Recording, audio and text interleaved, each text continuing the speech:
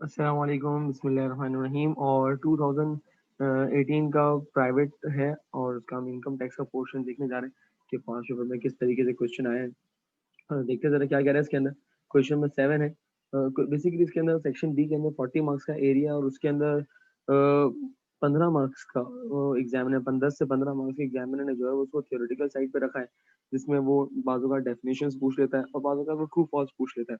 तो नोट्स के अंदर जो है वो डेफिनेशंस वगैरह भी मौजूद है, इंशाल्लाह उसको भी मैं रिव्यू करा दूंगा।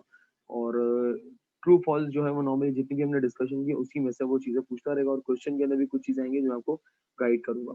चलिए आए जरा देखते हैं क्या कह रहा है क्वेश्चन 7 के अंदर। Mister Akram Salim is working as a manager in a firm. The following records were found for the income year ended on 30 June 2018, यानी कि टैक्स ईयर 2018 है मेरे पास। अच्छा, सैलरी दे रहा है, बोनस दे रहा है, हाउस रेंट अलाउंस दे रहा है 45% of basic salary, conveyance allowance दे रहा है 3000 पर मंथ, मेडिकल अलाउंस है और इसी तरीके से मेडिकल रीइंबर्समेंट भी है, रिसीव डिविडेंड है, डिविडेंड भी है, जक़ात पेड भी दे रहा है और रिक्वायर्ड क्या करना है, टैक्सेबल और टैक्सेबल इनकम निकालनी है, टोटल इनकम निकालनी है और टैक्स पेएबल निकालना है, यानी कि टैक्स लायबिलिटी कैलकुलेट करना है। चलिए आगे जरा देखते हैं किस तरीके से होगा। हमारे पास फॉर्मेट वही रहेगा उसके अंदर और फॉर्मेट के अंदर कोई चेंज नहीं आएगा हमारे पास।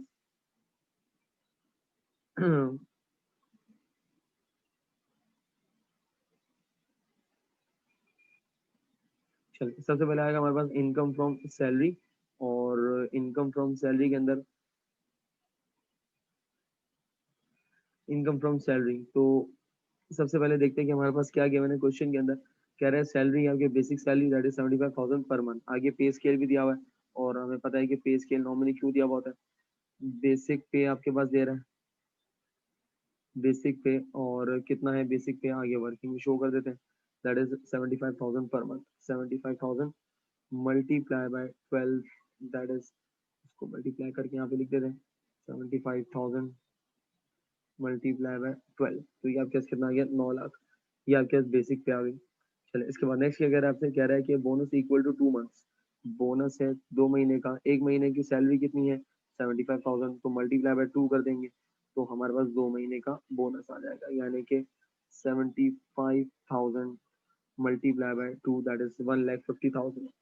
ये हमने यहाँ पे बोनस लिख दिया। चले इसके बाद नेक्स्ट क्या आ रहा है आपके पास, house rent allowance. House rent allowance से रिलेटेड कोई प्रोविजन था, याद करें थोड़ा सा। हाउस रेंट अलाउंस का प्रोविजन ये था कि फुली टैक्सेबल है। हाउस एकोमोडेशन होगा तो वैल्यू ऑफ एकोमोडेशन को 45% ऑफ 45% ऑफ एमटीएस से कंपेयर करेंगे, लेकिन हाउस रेंट अलाउंस जो है वो पूरा का पूरा टैक्सेबल है। हाउस रेंट अलाउंस कितना दे रहा है आपके पास, that is 45% of basic salary. तो बेसिक सैलरी कितनी है आपके पास दिस और उसका 45%, इसका 45% आपके पास यानी कि 4,05,000। चलिए इसी तरीके से हाउस रेंट अलाउंस के बाद नेक्स्ट आपके पास आ रहा है कन्वेंस अलाउंस। ये भी इनकम फ्रॉम सैलरी है। अच्छा, एक एक्टिविटी जो आपने हर बार करनी है वो ये कि ये आइडेंटिफाई करना है कि कौन सी इनकम फ्रॉम सैलरी में आएगा, कौन सा इनकम फ्रॉम प्रॉपर्टी में आएगा, कौन सा आपके पास जो है इनकम फ्रॉम अदर सोर्सेस में आएगा। ये आपने हर बार की एक्टिविटी रखनी है, इसको जरूर याद रखिएगा। अच्छा, अब कन्वेंस अलाउंस कितना आ रहा है, that is 3,000 per month. 3,000 per month, तो उसका मतलब ये है कि मुझे पूरे साल का चाहिए। तो convince allowance is 3,000 multiply by 12, तो यहाँ पर भी ये हो जाएगा 3,000 मल्टीप्लाई बाय 12, तो ये आएगा 36,000 और यहाँ पर भी 36,000 आ जाएगा, पूरा टैक्सेबल हो गया। अच्छा, फिर जरा मेडिकल अलाउंस। अच्छा, मेडिकल अलाउंस से रिलेटेड मुझे पता है कि एक ट्रीटमेंट है, अगेन मेडिकल अलाउंस से रिलेटेड आपके पास एक प्रोविजन है। मेडिकल अलाउंस के बारे में कहता है कि मेडिकल अलाउंस इज एग्जाम्प्ट, लेकिन कितना exempt, up to the 10% of basic salary. अगर आपको याद नहीं आ रहा प्रोविजन तो आप नोट्स में जाके देख सकते हैं इसके अंदर, ठीक है। तो मेडिकल अलाउंस, मेडिकल रीइंबर्समेंट होता तो वो कम्प्लीटली एग्जाम्प्ट है। मेडिकल अलाउंस तो आए जरा देखते हैं कि मेडिकल मेडिकल अलाउंस कितना है। मैं इसके नीचे इसकी वर्किंग कर रहा हूँ, मेडिकल अलाउंस कितना है। तो मेडिकल अलाउंस कह रहा है 20,000, तो कुछ नहीं लिखा होता उसका मतलब ये एनुअल है, ठीक है। और कितना एग्जाम्प्ट है, that is 10% of basic salary, जो कि आपके पास कितनी है, बेसिक सैलरी कितनी है 9 लाख। इसका कितना परसेंट, 10% एग्जाम्प्ट है, यानी कि 90,000 तक एग्जाम्प्ट है। जैसे 9 लाख है आपके पास तो 90,000 तक एग्जाम है और बेचारे को मेडिकल अलाउंस मिल कितना रहा है सर 20,000, तो उसको मेडिकल अलाउंस मिल रहा है। तो इसका मतलब ये है कि पूरा का पूरा एग्जाम हो गया, पूरा का पूरा क्या हो गया, एग्जाम हो गया। मिला कितना मेडिकल अलाउंस 20,000, तो वो उसकी टोटल इनकम में आ जाएगा। पर्सनल इसके अंदर यानी कि मेडिकल अलाउंस मिल रहा है 20,000, तब क्या 90,000 तक की एग्जामेशन है। हाँ, अगर 1 लाख होता तो फिर मैं जो है वो 90,000 माइनस करके 10,000 टैक्सेबल इनकम में लेता, लेकिन अभी मेडिकल अलाउंस है इसका 20,000। चले फिर उसके बाद मेडिकल रीइम्बर्समेंट भी मिल रहा है, मेडिकल रीइम्बर्समेंट 20,000 है। तो जरा देखते हैं मेडिकल रीइम्बर्समेंट से रिलेटेड क्या ट्रीटमेंट है। मेडिकल रीइम्बर्समेंट,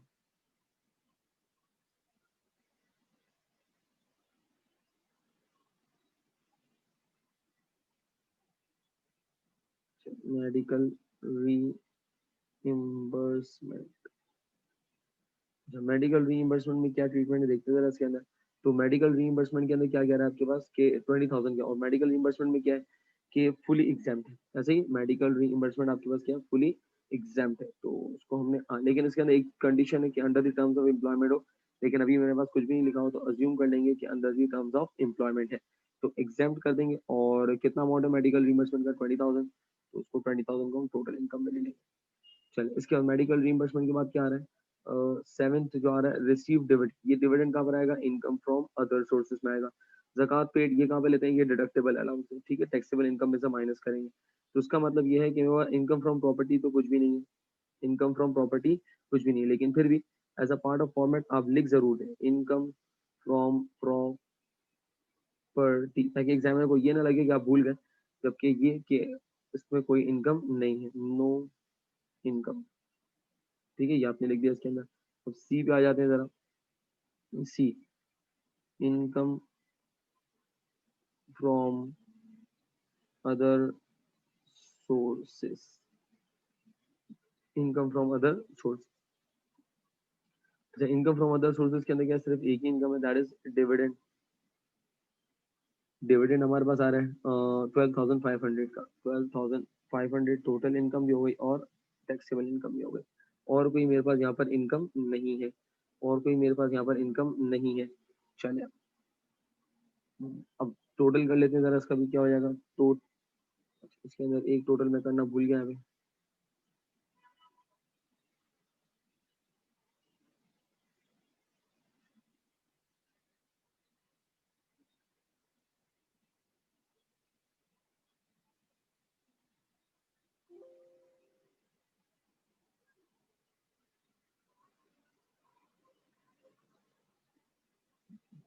यहाँ पे लिख देंगे total and taxable income from salary,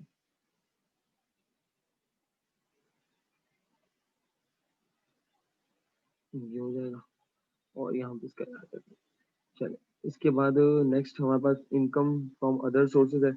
income from property में कुछ भी नहीं है, तो यहाँ पे लिख देते हैं हम total and taxable taxable income from other sources.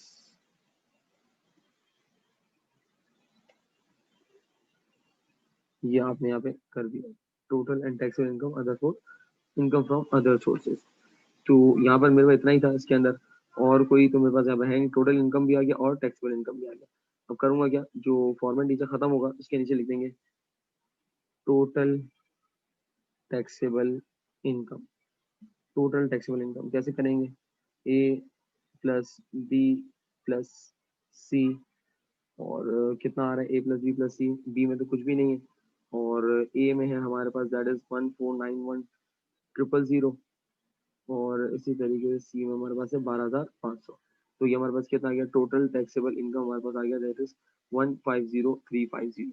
अच्छा, इसमें से हम क्या करते हैं, फिर माइनस कर देते हैं। क्या माइनस कर देते हैं कि अगर कोई हमारे पास यहाँ पर जक़ात वगैरह पे की गई है, तो अगर कोई जक़ात वगैरह हमने पे की है, जक़ात अगर कोई पे की है, वो माइनस कर देंगे। बैतुल माल फंड है, या इसी तरीके से कोई आपने डोनेशन वगैरह दिया। और एक और चीज के अंदर ऐड कर लीजिएगा, एक और चीज के अंदर ऐड कर लीजिएगा कि जक़ात, बैतुल माल फंड और इसके साथ डिडक्टेबल अलाउंस एक और होता है, that is WWF, worker welfare fund. मैंने यहाँ पर भी इंक्लूड कर दिया, आप अपने पास भी इंक्लूड कर लीजिएगा।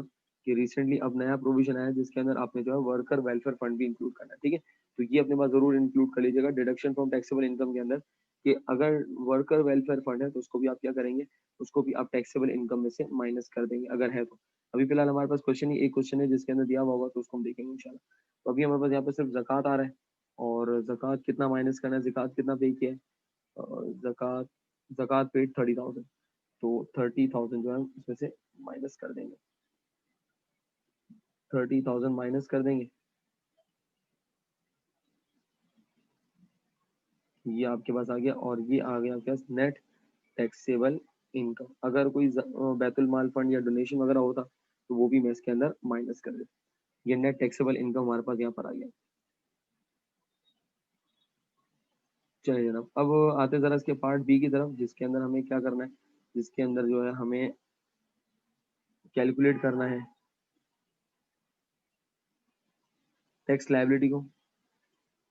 और टैक्स लायबिलिटी कैसे कैलकुलेट करेंगे, वही नेट टैक्सेबल इनकम पहले उठाएंगे, और नेट टैक्सेबल इनकम हमारे पास कितनी आ रही है, दैट इज 1473500। चलिए अब इसके सेपरेट ब्लॉक ऑफ इनकम को माइनस करेंगे, अगर है तो वेल एंड गुड, नहीं है तो जीरो कंसिडर कर लेंगे। इनकम फ्रॉम प्रॉपर्टी हमारे पास नहीं है तो ठीक है, जीरो हो जाएगा। इसके बाद डिविडेंड है हमारे पास, इससे डिविडेंड है आई गेस, अभी हमने लिखा था डिविडेंड कितना है 12,500, डिविडेंड कितना है हमारे पास 12,500। चले और कोई हमारे पास एस सच यहाँ पर जो है वो नहीं है, और एस सच हमारे पास यहाँ पर जो है वो सेपरेट ब्लॉक ऑफ इनकम नहीं, तो उसको हमने माइनस कर दिया, तो net taxable income, net taxable income हमारे पास कितनी आ गई, दैट इज 1461000। चलिए अब इसमें क्या करना है, टैक्स लायबिलिटी अप्लाई करनी है। तो टैक्स लायबिलिटी के स्लैब जो है उसको याद कर लीजिएगा, शुरू के 5-6 स्लैब। तो जरा देखते हैं टैक्स लायबिलिटी कितनी आ रही, 14,61,000, 14,61,000। अब देखते हैं जरा 14,61,000 61,000 कहाँ पे फॉल कर रहा है। सर 14,61,000 जो फॉल कर रहा है वो स्लैब 3 के अंदर फॉल कर रहा है, ऐसे ही, यानी कि 12 लाख से ज्यादा है और 18 लाख से कम है, तो उसको कितना टैक्स है, 30% फिक्स है। 30% पहली बात तो फिक्स है, 30% फिक्स है। और उसके अलावा कितना है, तो कह रहा है कि आपके पास 10% of the amount exceeding 12 lakh, 10% of the amount exceeding 12 lakh, तो 12 लाख से ऊपर कितनी है, तो उसके लिए हम करेंगे क्या, 1,1,4,7,3,5,000, उसको माइनस कर देंगे तो हमें पता चल जाएगा 1,4,7,3,5,000 माइनस 12 लाख, और मल्टीप्लाई कर देंगे किससे, दैट इज 10% से।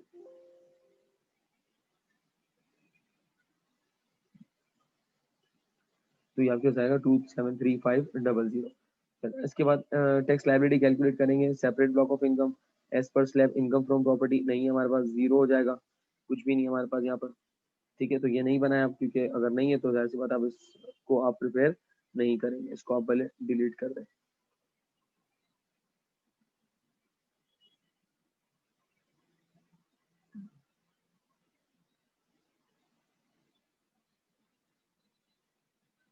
चलिए इसके बाद नेक्स्ट हमारे पास क्या आ रहा है, that is tax liability for price bond, ये भी हमारे पास नहीं है। और इसी तरीके से हमारे पास यहाँ पर डिविडेंड है, लेकिन क्रॉसवर्ड पजल हमारे पास नहीं है, तो उसको भी हम यहाँ से रिमूव कर देंगे।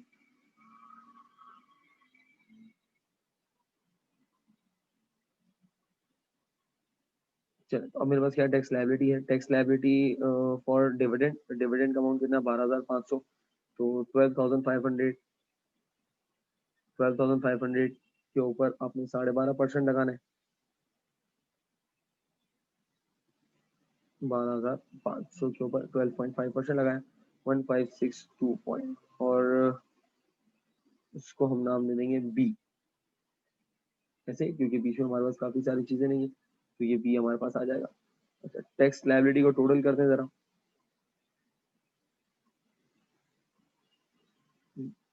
टैक्स लायबिलिटी एक तो ये हमारे पास आई है ए प्लस बी, ये दो हमारे पास टैक्स लायबिलिटी होंगी, और उसके अंदर हम देख लेते हैं कि हमारे पास ए प्लस बी है ऑलरेडी, ठीक है। और इसी तरीके से ये हमारे पास आ गया। अब इसके अलावा कोई भी टैक्स पे किया आपने, यानी कि एम्प्लॉयर ने कोई टैक्स डिडक्ट कर लिया हो, या कोई भी टैक्स अगर आपने पे किया हो, तो यहाँ पे माइनस कर देंगे। फुल टाइम टीचर अगर कोई होता तो वो माइनस कर देते, सीनियर सिटीजन होता तो माइनस कर देते। अभी फिलहाल हमारे इस क्वेश्चन के अंदर एज सच कोई भी चीज गिवन नहीं है, तो उसका मतलब नेट टैक्स लायबिलिटी कितनी हो जाएगी मेरे पास 58,912.5 या 58,913। ज्यादा क्लियर इसके अंदर। तो ये इस तरीके से 2008 प्राइवेट का क्वेश्चन हमने सॉल्व किया। नॉर्मल एग्जाम के अंदर इतना डिटेल में नहीं आता जितनी हमने प्रैक्टिस की है, इसमें देखिए आप इतनी ज्यादा इनकम वगैरह गिवन नहीं है। ज्यादा क्लियर इसके अंदर। अच्छा, इसके बाद नेक्स्ट एक और ईयर हम करेंगे, दैट इज 2018 रेगुलर।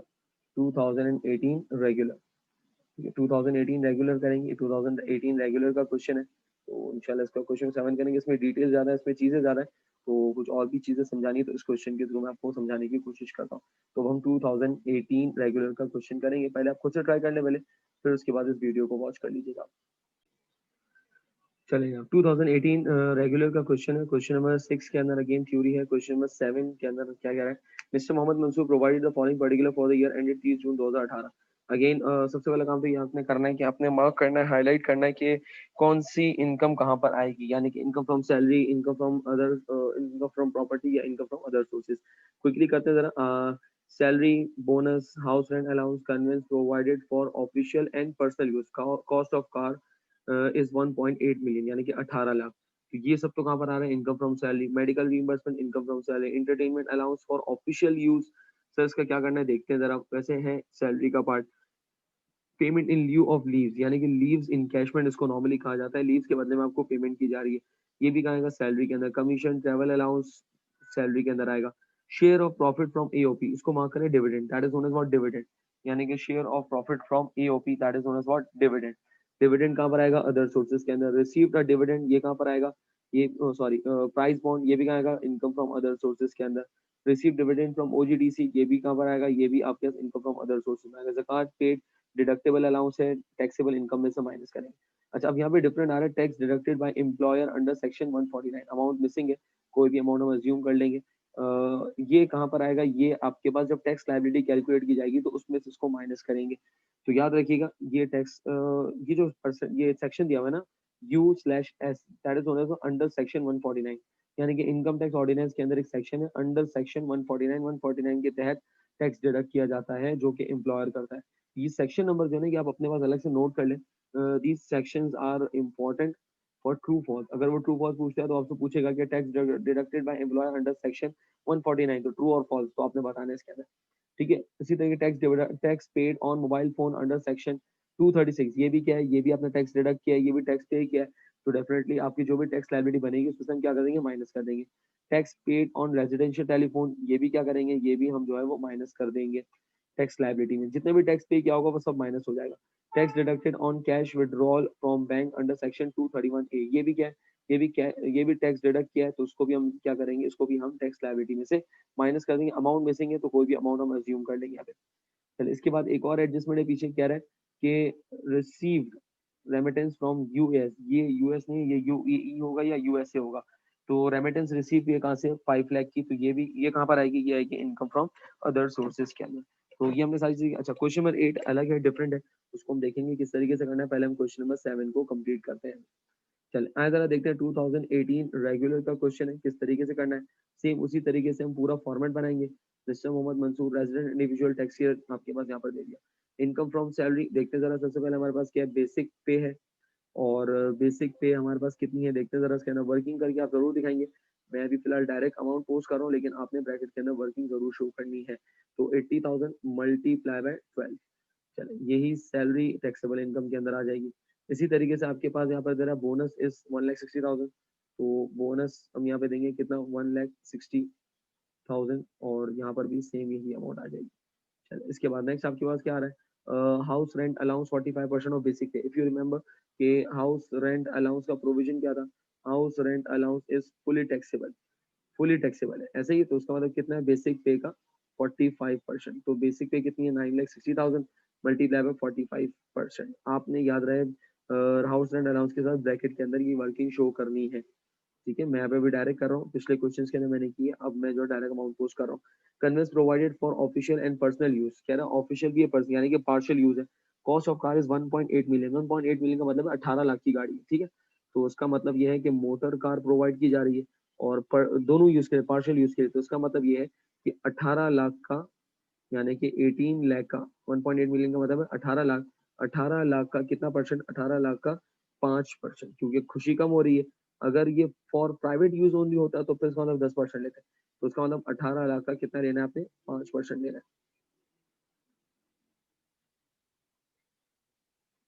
90,000। तो ये आपके क्या गया? मोटर कार आपने यहाँ पे लिख दिया। चलिए, फिर इसके बाद नेक्स्ट क्या आ रहा है? मेडिकल री इम्बर्समेंट। मेडिकल री इम्बर्समेंट। मेडिकल रीइंबर्समेंट के केस के अंदर क्या होगा? सर मेडिकल रीइंबर्समेंट कितना? 1,25,000। अगर मेडिकल रीइंबर्समेंट का अगर आप केस याद करें तो उसमें क्या रहा था कि medical reimbursement is fully exempt if in accordance with the terms of employment. अभी कुछ नहीं लिखा हुआ, मैं अज्यूम करूंगा कि according with the terms of employment है।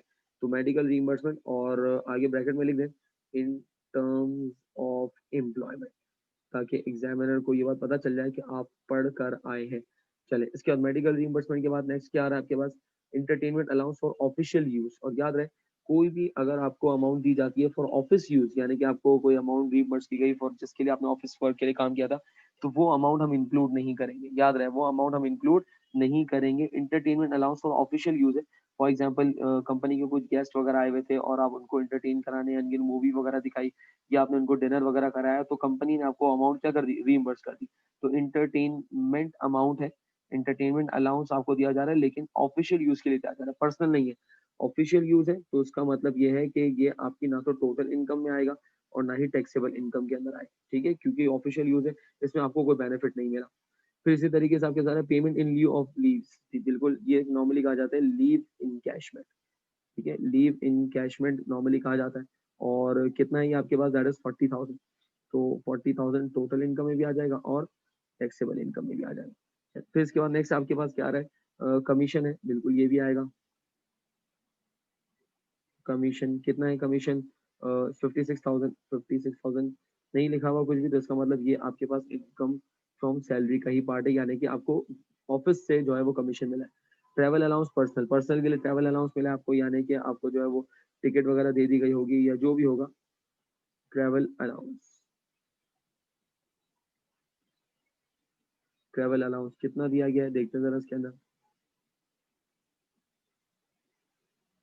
ट्रैवल अलाउंस कितना है? ट्रैवल अलाउंस आपके पास दे रहा है दैट इज 36,000। कुछ नहीं लिखा हुआ, इसका मतलब एनुअल है 36,000, और टैक्सेबल में भी कितना आ जाएगा? 36,000 आएगा। फिर इसके बाद आपके पास क्या है? Share of profit from AOP, ये अदर सोर्सेज में आएगा। प्राइस बॉन्ड अदर सोर्सेज में आएगा। डिविडेंड अदर सोर्सेज के अंदर जाएगा। ज़कात पे डिडक्टेबल अलाउंस से बाकी टैक्स डिडक्ट किए गए। और इसके अलावा एक पीछे इनकम थी जो कि फॉरेन रेमिटेंस थी, ये भी कहाँ पर जाएगी? ये भी अदर सोर्सेज के अंदर जाएगी।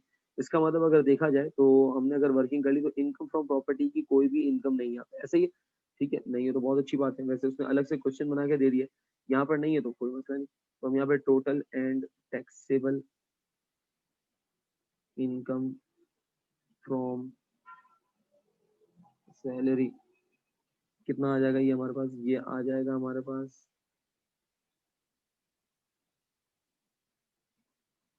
चल ये हमारे पास आ गया total and taxable income from salary.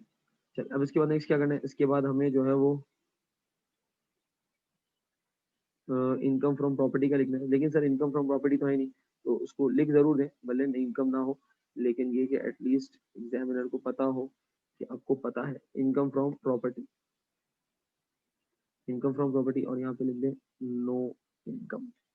चले, इसके बाद सी पे आते हैं जरा। सी, चल सी में क्या आएगा हमारे पास? सी में हमारे पास आएगा that is income from other sources. Income from other sources. चले, इनकम फ्रॉम अदर सोर्सेज के अंदर हमारे पास क्या है? इनकम फ्रॉम अदर सोर्सेज के अंदर एक तो हमारे पास आ रहा है that is share of profit from EOP, यानी कि share of profit from EOP. एक आपके पास है डिविडेंड, डिविडेंड, और एक डिविडेंड है, और आपके पास एक प्राइस बॉन्ड है, प्राइस बॉन्ड है।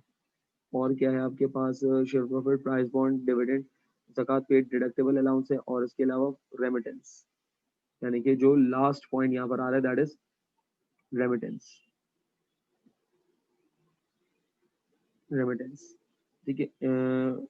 रेमिटेंस कितनी है, 5 लाख डायरेक्ट लिख देते हैं यहाँ पे, ठीक है। इसके अंदर कोई एग्जामिशन नहीं है, पूरी की पूरी रेमिटेंस जो है वो इनकम का पार्ट बना दी जाएगी। और इसी तरीके से इसके अंदर मेरे पास शेयर ऑफ प्रॉफिट कितना है, 90,000, तो 90,000। डिविडेंड इनकम कितनी है हमारे पास, डिविडेंड इनकम है 12,500, तो एज इट इज यहाँ पे भी चली जाएगी। और प्राइस बॉन्ड की अमाउंट जो है वो 1 मिलियन है, प्राइस बॉन्ड जो है हमारे पास 1 मिलियन आ रहा है, यानी कि 10 लाख। तो ये 1 मिलियन हमने क्या कर दिया, प्राइस बॉन्ड की अमाउंट। ऐसे ही और कोई चीज हमारे पास फिलहाल नहीं है, तो उसका मतलब हम यहाँ पे टोटल कर देंगे, total and taxable income from other sources कितना आ जाएगा, टोटल कर देते हैं जरा। तो ये हमारे पास टोटल टैक्सेबल इनकम आ गई from income from other sources. अच्छा, अब फॉर्मेट कंप्लीट होने के बाद करना क्या है इसके अंदर, ए प्लस बी प्लस सी। तो ए हमारे पास क्या है, ए हमारे पास है income from salary, this plus this, ये हमारे पास आएगा 3376,500। अच्छा, अब इसमें से जो भी हमने पे किया यानी कि ज़कात वगैरह जो भी पे किया वो हम देख लेते हैं इसके अंदर जरा, कि कितना ज़कात पे किया हमने। तो ज़कात हमने पे किया था कितना, 82,000, तो माइनस 82,000 पे किया है। डोनेशन वगैरह कुछ भी नहीं है हमारे पास, नहीं डोनेशन हमने कोई पे नहीं किया यहाँ पे। और सर ये जो टैक्स डिडक्ट किया, ये याद रखिएगा जितना भी टैक्स डिडक्ट किया ना, ये आपकी टैक्स लायबिलिटी में से रिड्यूस होगा, ठीक है। टैक्स जो भी आपने डिडक्ट किया ये टैक्स लायबिलिटी में से हम रिड्यूस करेंगे। चले, और इसके अलावा नहीं, और तो कुछ भी नहीं है, डोनेशन वगैरह भी नहीं है। तो इसका नेट टैक्सेबल इनकम आपके पास यहाँ पर आ जाएगी, दैट इज 3294,500। ये हमने नेट टैक्सेबल इनकम कैलकुलेट कर ली। अब इसी नेट टैक्सेबल इनकम की बेसिस के ऊपर हम क्या करेंगे, हम अपनी टैक्स लायबिलिटी को कैलकुलेट करेंगे। चलिए, अब नेट अब हमारे पास यहाँ पर आ गई, ये नेट टैक्सेबल इनकम आ रहा है 3294, यानी कि 32,94,500। ये हमारे पास क्या आ गया, नेट टैक्सेबल इनकम आ गई। अच्छा, अब कैलकुलेट करते हैं टैक्स लायबिलिटी, कैसे कैलकुलेट करेंगे, सेपरेट ब्लॉक ऑफ इनकम। सबसे पहले माइनस करेंगे, इनकम फ्रॉम प्रॉपर्टी हमारे पास नहीं है तो ठीक है, जीरो। इसी तरीके से डिविडेंड है, यस सर डिविडेंड है हमारे पास, कितना डिविडेंड था देखते जरा। तो डिविडेंड की जो अमाउंट थी दैट वाज 12,500, डिविडेंड की अमाउंट कितनी, दैट इज 12,500। तो डिविडेंड यहाँ पे माइनस कर देंगे 12,500। क्यों माइनस कर रहे हैं, क्योंकि इनका टैक्स रेट डिफरेंट है। तो dividend cash on prize bond, price bond है मेरे पास, देख लेते जरा, प्राइस बॉन्ड था बिल्कुल था, प्राइस बॉन्ड कितना है, 1 मिलियन का प्राइस बॉन्ड है। और ये भी सेपरेट ब्लॉक ऑफ इनकम है, तो 1 मिलियन का प्राइस बॉन्ड हमारे पास यहाँ पे, ये भी माइनस कर देंगे। चलिए, तो माइनस 1 मिलियन का प्राइस बॉन्ड, ये भी हमने क्या कर दिया, माइनस कर दिया। क्रॉसवर्ड पजल हमारे पास नहीं है, इसको हम हटा देते हैं। ये हमारे पास क्या हो गया, ये हमने माइनस कर दिया, तो 22,82,000 आ गया। सर इसके अलावा रेमिटेंस वगैरह दी हुई है, रेमिटेंस दी हुई जरूर है लेकिन वो सेपरेट ब्लॉक ऑफ इनकम नहीं है, याद रहे। रेमिटेंस दी हुई जरूर है लेकिन वो सेपरेट ब्लॉक ऑफ इनकम नहीं है। इसी तरीके से आपके पास यहाँ पर, अच्छा एक और चीज, share of profit from AOP, ये भी डिविडेंड का पार्ट है, तो उसको भी हम यहाँ पे ले लेंगे 90,000। तो इसी के अंदर हम ले लेते हैं जरा, यानी कि 12,500 प्लस 90,000, दोनों को प्लस करके लिख देते हैं डिविडेंड इनकम ये।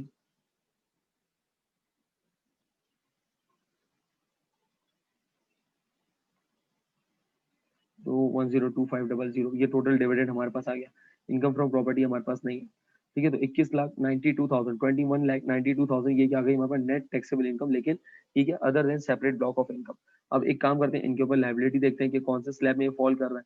तो स्लैब्स देखते हैं जरा हमारे पास, तो कितना है, 21,92,000, 21,92,000।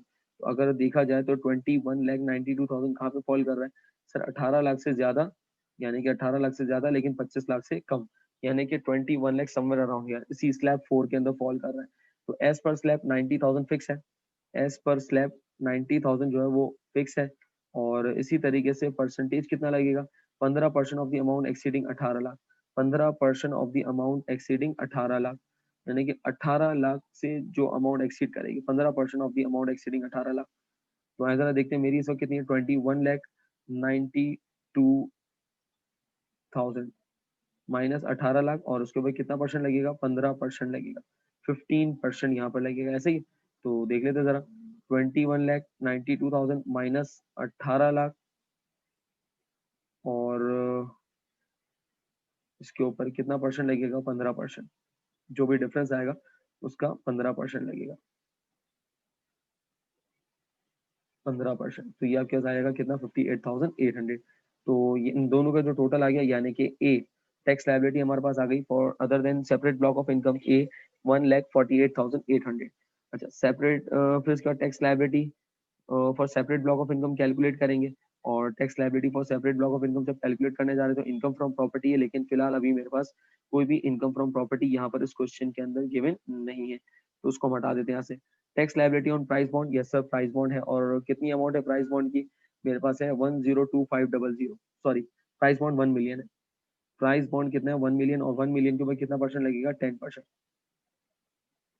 1 मिलियन का 10%, 1 मिलियन का 10%। तो देख लेते हैं जरा इसके अंदर,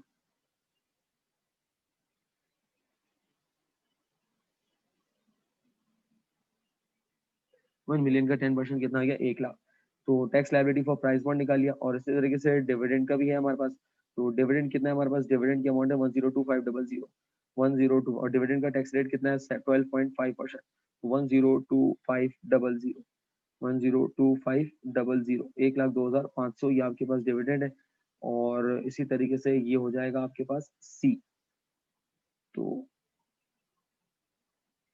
10,102,500, 102500, तो ये आपके पास हो गया। और tax liability on crossword puzzle, इसको हम डिलीट कर देते हैं, ये हमारे पास नहीं है फिलहाल। और कोई हमारे पास other separate block of income नहीं सर, डिविडेंड और cash prize on prize bond ही था जिसको हमने अलग अलग टैक्स कर लिया।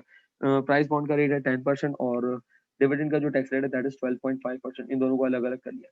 तो अब आए जरा टोटल कर लेते हैं, ए प्लस बी प्लस सी, डी और ई तो है ही नहीं हमारे पास, तो ये कैसे टोटल करेंगे, ए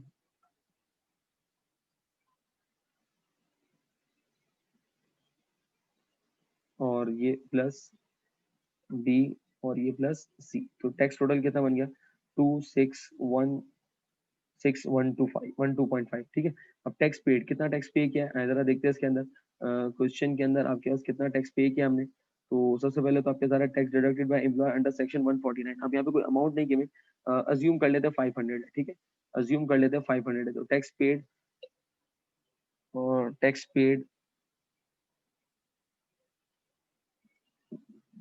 पेड टू एम्प्लॉयर, अलग अलग लिखना चाहे अलग अलग भी लिख सकते हैं, टाइम हो तो अलग अलग लिख के दिखा दे, ज्यादा अच्छी बात है। थोड़ा सा जो है वो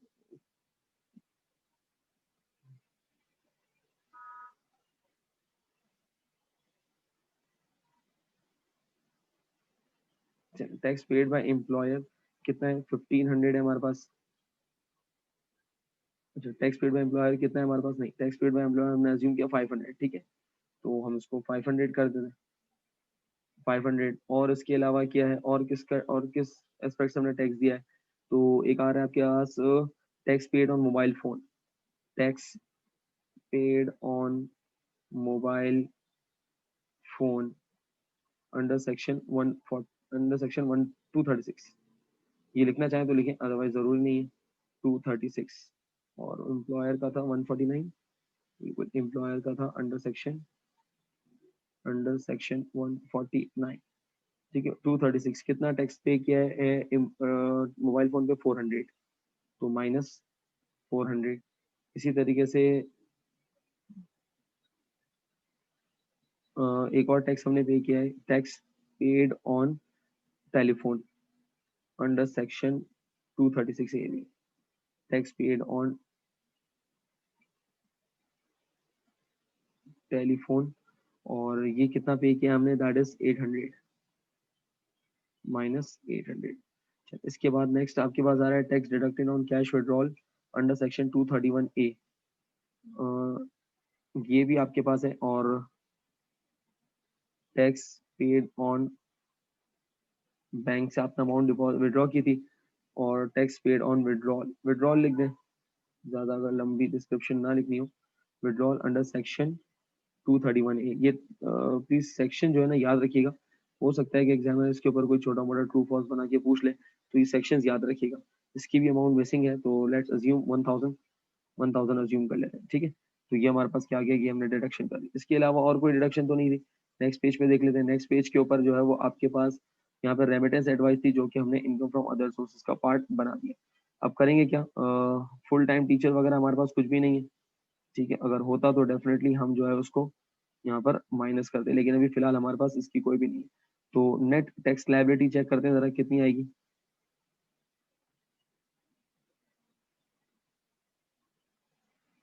नेट टैक्स लायबिलिटी चेक कर लेते हैं जरा, यानी कि जो 2,61,612 था, उसमें से हमने ये माइनस कर दिया सब, तो हमारे पास आ गए 2,58,912 या 913। तो 2,58,913 की मेरे पास क्या आ गई, that is the tax liability. यहाँ तक बात हमारी इसके अंदर, तो ये हमने क्या कर लिया, नेट टैक्स लायबिलिटी यहाँ पर कैलकुलेट कर ली इसके अंदर। तो ये हमारा फाइनल आंसर यहाँ पर आ गया। अच्छा, इस ईयर के अंदर एग्जामिनर ने एक और क्वेश्चन दिया था, और मतलब उसकी वेटेज आपके पास यहाँ पर कुछ कम ही थी, लेकिन एक छोटा सा क्वेश्चन बना के दिया है जो कि इनकम फ्रॉम प्रॉपर्टी को सिर्फ डील कर रहा है, तो उसको भी हम हाथों हाथ सॉल्व कर लेते हैं। ये हमारा पूरा क्वेश्चन नंबर 7 तो पूरा कंप्लीट हो गया, टैक्स लायबिलिटी हमने पूरी कैलकुलेट कर ली। अच्छा, अब आते जरा इसके अंदर एक और जो छोटा सा पार्ट है उसको हम देख लेते हैं नीचे ही।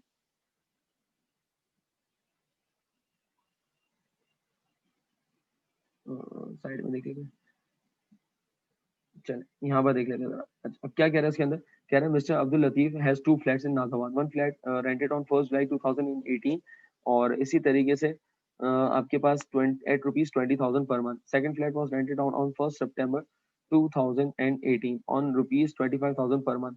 He also received 50,000 security deposit. Compute the taxable income and tax liability for the tax year 2018। अच्छा, थोड़ी सी गलती है यहाँ पे, ये बेसिकली आपके पास टैक्स ईयर 2019 होगा। क्यों?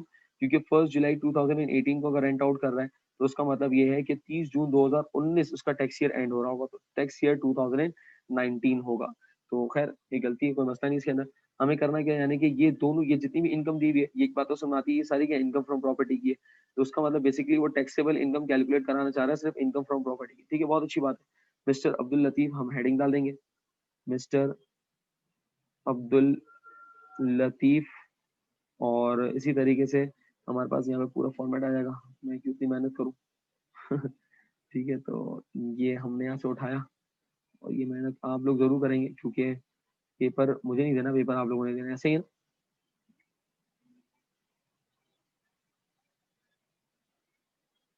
ठीक है, तो ये हो जाएगा मिस्टर अब्दुल लतीफ, ठीक है। रेजिडेंट इंडिविजुअल आपके पास यहाँ पर आ गए, और हम कर क्या रहे हैं यहाँ पे, टैक्सेबल इनकम कैलकुलेट कर रहे हैं, ऐसे ही। हमें क्या करना है इसके अंदर, टैक्सेबल इनकम कैलकुलेट करनी है, टोटल इनकम भी कैलकुलेट नहीं करनी, सिर्फ टैक्सेबल इनकम कैलकुलेट करनी है, ऐसे ही। चले, और दूसरी बात ये कि मेरे पास यहाँ पर अभी सिर्फ और सिर्फ क्या है, अभी सिर्फ और सिर्फ इसने मुझे जो है वो इनकम फ्रॉम प्रॉपर्टी का डाटा दिया हुआ है, तो उसका मतलब ये है कि हम यहाँ पर सिर्फ और सिर्फ income from property he calculate करेंगे। तो उसको हम यहाँ पे फॉर्मेट छोटा सा बना लेंगे, इनकम फ्रॉम प्रॉपर्टी। वैसे मेरे पास यहाँ पर जो है वो जरूरी नहीं है कि मैं टोटल इनकम कैलकुलेट करूं, क्योंकि मेरी रिक्वायरमेंट नहीं है, लेकिन फिर भी हम कैलकुलेट कर लेते हैं, क्योंकि ज्यादा वर्किंग देने में कोई नुकसान नहीं है।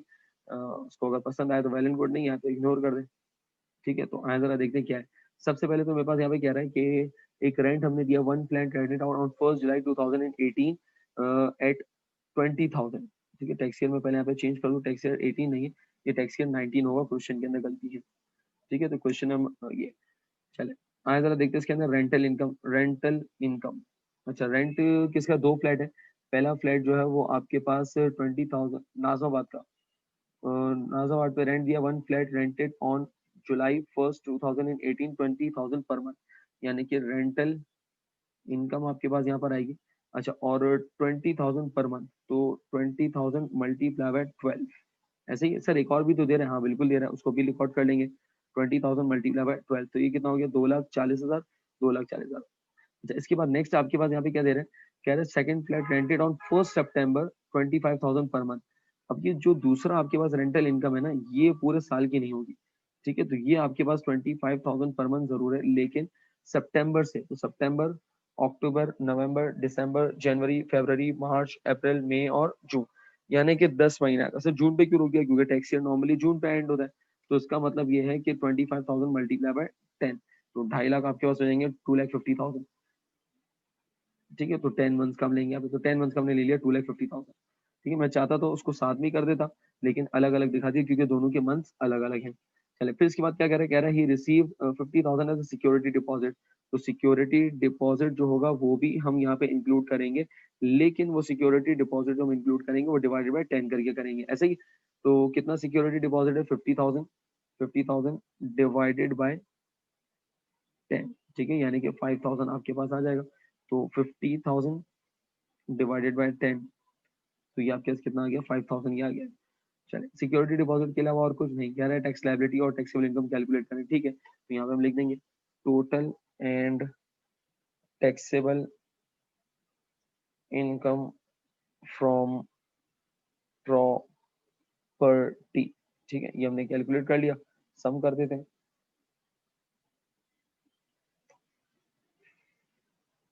ठीक, दोनों के amount almost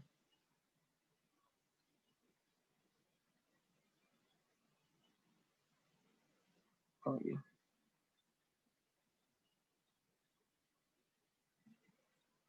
total and taxable income from property. ठीक है, कितना हो जाएगा ये?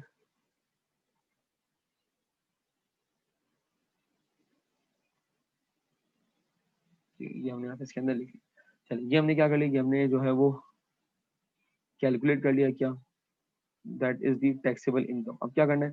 अब वो कह रहा है लाइबिलिटी भी कैलकुलेट करके दिखा दो, जब इतना सारा कर दिया तो ठीक है, चलो लाइबिलिटी भी कैलकुलेट कर देते हैं। तो उसके लिए हम करेंगे क्या, नेक्स्ट पेज पे जाएंगे और कोशिश करें जब भी नई रिक्वायरमेंट शुरू करें नेक्स्ट पेज पे शुरू करें।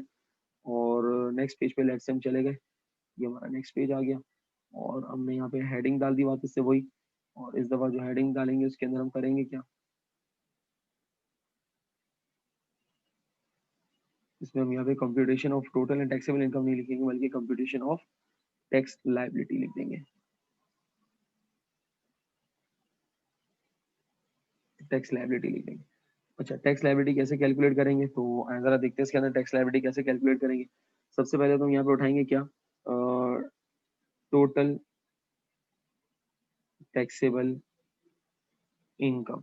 और याद रहे इसके अंदर नॉर्मल स्लैब में नहीं देखेंगे, बल्कि हम यहाँ पे जो स्लैब देखेंगे वो कौन सा वाले देखेंगे सर, जो इनकम फ्रॉम प्रॉपर्टी का, क्योंकि इनकम फ्रॉम प्रॉपर्टी का आपने कैलकुलेट करना है, ऐसे ही। तो आए जरा स्लैब देखते हैं जरा, इनकम फ्रॉम प्रॉपर्टी का स्लैब। कितनी इनकम है हमारा? 4,95,000। तो 4,95,000 कहाँ पे फॉल कर रही है? स्लैब 2 में कर रही है, ऐसे ही 2 लाख से ज्यादा, 6 लाख से कम। तो इसके ऊपर हम लिखेंगे क्या, एस पर स्लैब। और एस पर स्लैब हमारे पास कितना आ जाएगा? फिक्स्ड अमाउंट, जो कि अभी कुछ भी नहीं है इसके अंदर, फिक्स्ड अमाउंट। और इसी तरीके से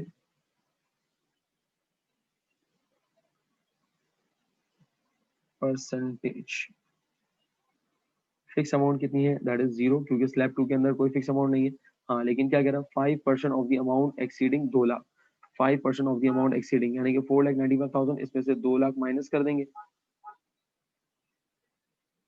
और उसके ऊपर कितना परसेंट लगाएंगे, जो भी डिफरेंस आ रहा होगा उसके ऊपर 5% लगा देंगे।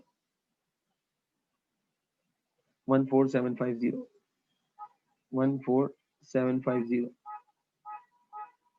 तो ये मेरे पास यहाँ पर आ जाएगी क्या, that is the total tax liability. Total tax liability हमारे पास कितनी आ जाएगी, इन दोनों को सम कर देते हैं। टोटल टैक्स लाइबिलिटी हमारे पास आ जाएगी, दोनों को सम कर देते हैं, यानी कि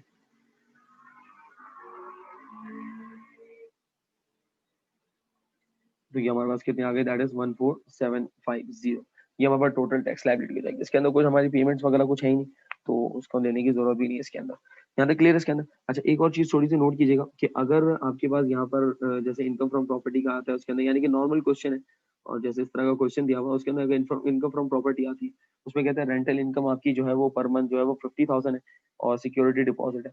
और फिर उसके अंदर कहते हैं कि आपने कुछ मेंटेनेंस एक्सपेंडिचर्स वगैरह किए हैं, कुछ आपने खर्चे वगैरह किए हैं, तो हम करेंगे क्या, तो वो आपकी इनकम को रिड्यूस कर देगा। ठीक है, कोई भी आपने खर्चे किए, फॉर एग्जाम्पल आपने रिपेयर एक्सपेंस किया है, मेंटेनेंस एक्सपेंस किया है, या आपने कोई भी इस तरह का एक्सपेंडिचर किया है और आपकी रेंटल इनकम आ रही है 5 लाख, तो उसमें से अगर आपने 1 लाख का खर्चा कर, तो उसको माइनस करके आप 4 लाख जो है वो आप क्या करेंगे, इनकम फ्रॉम प्रॉपर्टी की टैक्सेबल इनकम के अंदर इंक्लूड करेंगे। ठीक है, तो any expenditure incurred in property, जो भी रिपेयर या मेंटेनेंस एक्सपेंडिचर होगा जो आपने इनकर किया, वो आप इसमें से क्या कर देंगे, माइनस कर देंगे। यहाँ तक क्लियर है इसके अंदर। तो ये आपके पास जो है वो फॉर्मेट होगा ये, यानी कि ये पार्ट जो आपके पास that is the question number 8, जो आपके मेरे ख्याल से शायद 5 से 7 मार्क्स का होगा।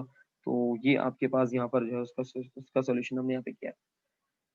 ठीक है, तो ये हमने कुछ 5 पेपर्स के अंदर डिस्कस किए। इसके अलावा जो है वो आप जो है 2018 रेगुलर किया, 2018 प्राइवेट किया, और इसके अलावा एक आधो ईयर और प्रैक्टिस कर लीजिएगा, 2019 वगैरह देख लीजिएगा, 2017 देख लीजिएगा।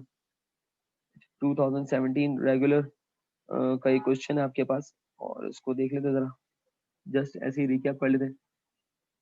यहाँ से स्टार्ट हो रहा है। ठीक है, अच्छा इसके अंदर आपके पास क्या कह रहा है, कह रहा है कि सैलरी आपके पास है 60,000 पर मंथ, यानी कि basic salary, cost of living, income from salary, bonus, income from salary, entertainment allowance, income from salary, travelling allowance for official purpose, again ignore करेंगे इसको, ना टोटल इनकम में ना टैक्सेबल इनकम में। हाँ, लिख जरूर लीजिएगा लेकिन इसको जीरो डाल दीजिएगा।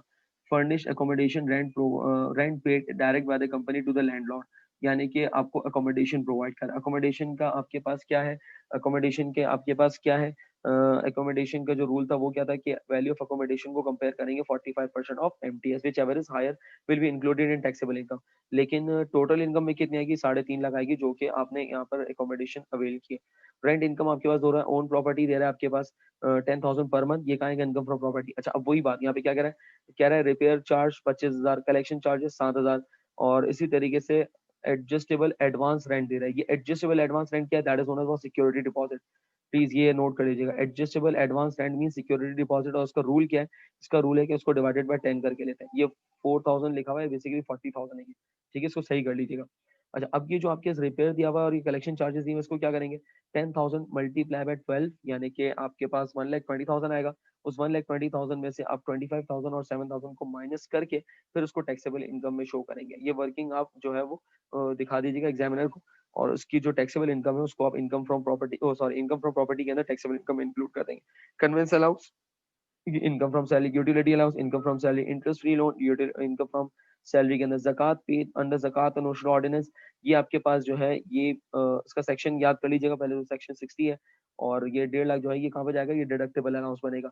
इसी तरीके से एक और दे रहा है वर्कर वेलफेयर फंड, ये मैंने आपको बताया था, तो उसको भी जो है वो आप टैक्सेबल इनकम जो आएगी उसमें से जैसे ज़कात आप माइनस करेंगे, वैसे ही वर्कर वेलफेयर फंड को भी आप माइनस कर देंगे, ये भी डिडक्टेबल अलाउंस है। फिर माइनस करने का जो अमाउंट आएगी वो आपके पास क्या बन जाएगी, वो आपके पास नेट टैक्सेबल इनकम बन जाएगी, और उसी के ऊपर फिर जो है टैक्स लायबिलिटी कैलकुलेट करनी होती है। खैर, यहाँ पे रिक्वायर्ड क्या कर रहा है, सिर्फ कह रहा है total and taxable income calculate करना, और कुछ कैलकुलेट नहीं, यानी कि टैक्स लायबिलिटी कैलकुलेट नहीं करनी। ठीक है, टैक्स लायबिलिटी पेपर के अंदर कैलकुलेट नहीं करनी, अगर आपने अपनी प्रैक्टिस के लिए करनी हो तो जरूर कर लीजिएगा, ताकि आपकी प्रैक्टिस हो जाए। अच्छा, फिर इसके बाद आपके पास क्वेश्चन नंबर 7 आ रहा है, कह रहा है taxable income of mister Abdul Hadi being salaried person for the year tax year is 9,50,000, he has paid 7 lakh as tuition fee for his 5 children required, how much deduction must amount is allowed to him as a permissible education expense। याद रहे कि आपको as such आपने कोई expenditure किया है education वगैरह के ऊपर, तो उसकी आपको कोई भी डिडक्शन अलाउड नहीं है, तो उसका सिंपल आप आंसर लिख देंगे कि no deduction is allowed in this regard. ठीक है, सिंपल आप आंसर लिख देंगे नो डिडक्शन। ये 1 से 2 मार्क्स का, अब मेरे ख्याल है शायद इसने एक जो है वो चुटकुला छोड़ा था, तो no deduction will be allowed in this regard, तो इसके अंदर कोई डिडक्शन आपको अलाउ नहीं की जाएगी। यहाँ तक क्लियर इसके अंदर। तो और इसी तरीके से जो नेक्स्ट आपके पास आ रहा है ये ट्रू फॉल्स है।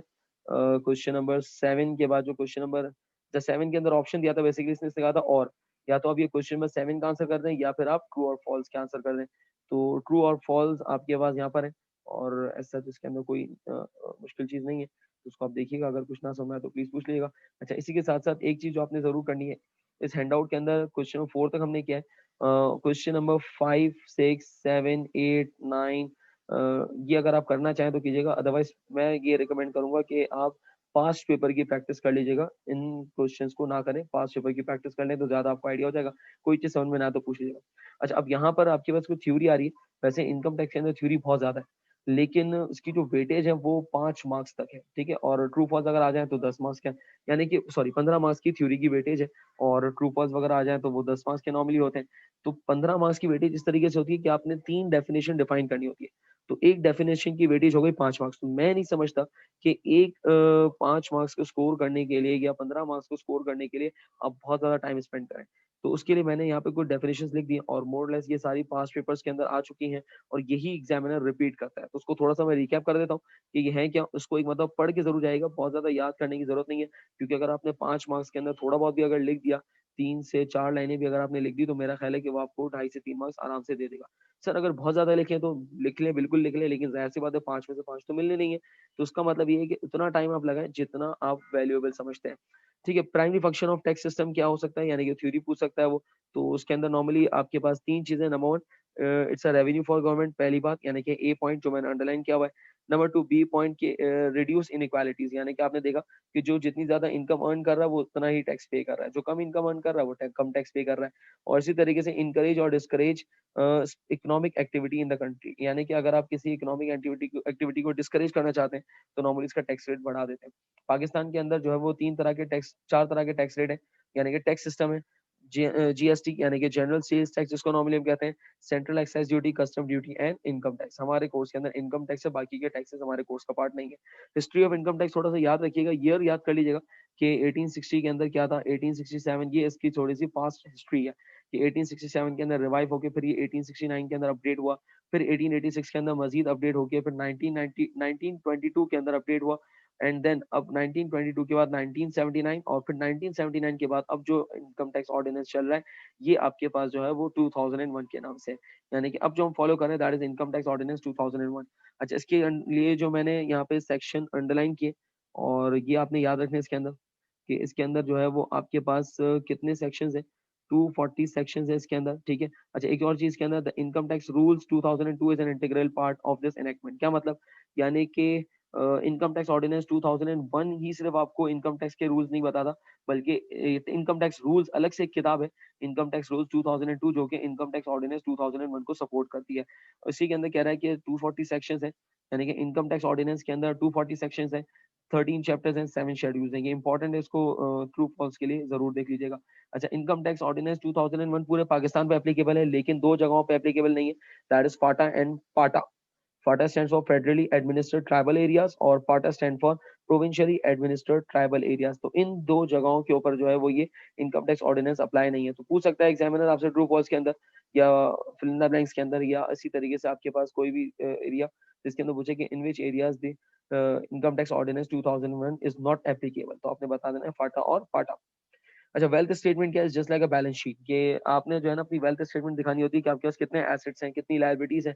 तो ये बैलेंस शीट किस किस को दिखानी जरूरी है, एवरी रेजिडेंट टैक्स पेयर जो उसका आपके पास यहाँ पर इनकम जो है वो 5 लाख से ज्यादा हो, और इसी तरीके से जिसको भी कमिश्नर इन राइटिंग नोटिस देगा उसको जो है वो वेल्थ स्टेटमेंट सबमिट करनी पड़ेगी, और every person is required to file a return in response of a provincial assessment, यानी कि जिसको भी जो भी इनकम टैक्स रिटर्न फाइल करेगा वो जो है वो वेल्थ स्टेटमेंट भी फाइल करना जरूरी है इसके लिए। What do you mean by assessee, assessee कौन होता है, जो टैक्स पे करता है, जो टैक्स पेयर होता है, that is known as what, assessee. 5 state any 5 exempted income, कौन कौन सी इनकम एग्जाम्प्ट है, एग्रीकल्चर इनकम एग्जाम्प्ट है, गिफ्ट इसके अंदर लिख लीजिएगा, गिफ्ट इसके अंदर इंक्लूड नहीं किया मैंने, एग्रीकल्चर इनकम है, गिफ्ट्स है वो एग्जाम्प्ट है।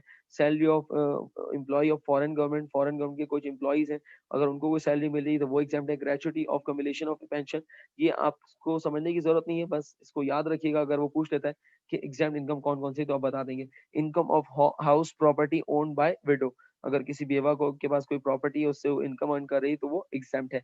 और इसी तरीके इनकम फ्रॉम पोल्ट्री फार्मिंग, ये भी एग्जाम्प्ट है। अच्छा, tax credit available to full time teacher, अगर कोई फुल टाइम टीचर है, फुल टाइम टीचर की डेफिनेशन क्या है कि जो recognised by HEC, higher education commission से रिकॉग्नाइज्ड इंस्टीट्यूट के अंदर अगर पढ़ा रहा है तो वो फुल टाइम कहलाएगा। वो फुल टाइम नहीं कहलाएगा जो पूरा दिन पढ़ाता है, नहीं। फुल टाइम टीचर वो कंसिडर किया जाएगा जो आपके पास रेप्यूटेड, यानी कि एक ऑर्गेनाइज या रजिस्टर्ड इंस्टीट्यूट जैसे कि एचईसी से रिकॉग्नाइज्ड इंस्टीट्यूट के अंदर, यूनिवर्सिटी के अंदर अगर पढ़ा रहा है तो वो फुल टाइम टीचर कहलाएगा और उसकी टैक्स लायबिलिटी रिड्यूस कर दी जाएगी, रिड्यूस्ड बाय, अब रिड्यूस कर दी जाएगी 40% से, यानी कि अगर उसकी जो भी टैक्स लायबिलिटी आ रही है, उस अगर 1 लाख की टैक्स लायबिलिटी आ रही है तो 40% से रिड्यूस कर देंगे, तो उसका मतलब कितना टैक्स पे करना पड़ेगा, 60,000। अच्छा, इनकम फ्रॉम प्रॉपर्टी के बारे में definition, income from property is separate block of income है और इसी तरीके से जो है उसके ऊपर टैक्स रेट अलग से अप्लाई होते हैं।